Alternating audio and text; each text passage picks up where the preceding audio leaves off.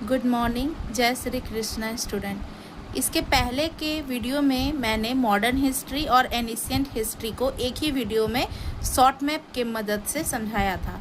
आज का ये वीडियो है मेडिएवल हिस्ट्री पे। तो चलिए आइए स्टार्ट करते हैं हमारा मेडिएवल हिस्ट्री। मेडिएवल हिस्ट्री हमारा स्टार्ट होता है त्रिपिटाइल स्ट्रगल में, जिसमें राष्ट्रकूट, गुर्जर प्रतिहार और पाल वंश तीनों आपस में लड़ते हैं कन्नौज के लिए। ठीक है, ये कन्नौज के लिए तीनों आपस में लड़ते हैं और ये जो लड़ाई होती है ये 800 से 1000 एडी के बीच में होती है। और इसमें जो जीत होता है वो गुर्जर प्रतिहार वंश के नागभट्ट सेकंड जो राजा होते हैं उनका विजय होता है इसमें, और वो कन्नौज पे राज करते हैं। ठीक है, इसके पहले क्या होता है कि 712 ईस्वी में सिंध में आक्रमण करता है हमारे मोहम्मद बिन कासिम। 712 ईस्वी डेट आपको याद रखना होगा।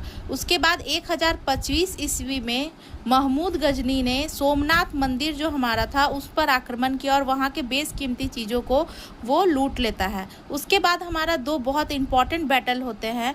फर्स्ट बैटल ऑफ तराइन जो कि 1091 ईस्वी में होता है, 1191 ईस्वी में, जिसमें पृथ्वीराज ने मोहम्मद गौरी को हराया जाता है। ठीक है, उसके बाद हमारा सेकंड बैटल होता है, सेकंड बैटल ऑफ तराइन। ये 192 एक साल के बाद ही होता है और इसमें मोहम्मद गौरी के द्वारा पृथ्वीराज को हराया जाता है और पृथ्वीराज का यहाँ पे एंड हो जाता है। उसके बाद फिर दिल्ली पर एक के बाद एक राजाओं का शासन होता है।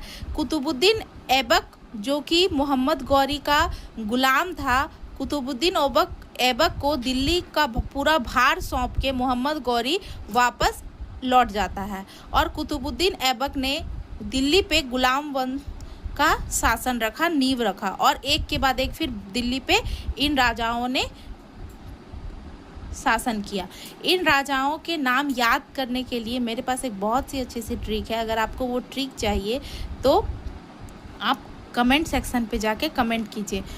ठीक है, तो गुलाम वंश के बाद खिलजी वंश, फिर तुगलक वंश, फिर सैयद वंश, फिर लोदी वंश। इन राजाओं का देखिए टाइमिंग पीरियड दिया हुआ है। इन राजाओं ने एक के बाद एक दिल्ली पे शासन किया। उसके बाद हमारा पानीपत का पहला लड़ाई होता है जो 1526 ईस्वी में होता है और इसमें इब्राहिम लोदी जो लोदी वंश का राष्ट्र राजा होता है उसको बाबर के द्वारा लड़ाया जाता है, हरा दिया जाता है। उसके बाद मुगल वंश का 181 साल तक राज चलता है।